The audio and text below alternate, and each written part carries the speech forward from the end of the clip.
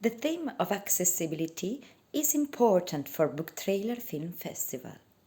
Talking about accessibility, we need to pay attention to the theme of sound and listening. I am Claudia Ferretti. I'm a sound storyteller and a sound artist. Together with the students of the Calini High School in Brescia, we had a workshop in which we made a journey into the world of sound.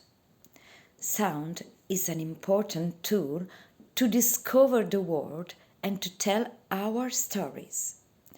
We took a sound walk in our city to find out how to read the soundscape.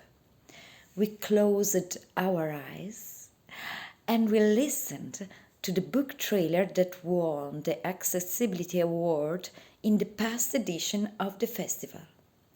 And we analyzed how sound and noises and music and voices were used to tell the stories.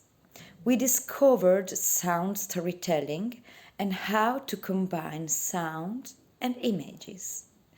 The sound give emotions, atmosphere, and tell us what happens inside and outside the screen.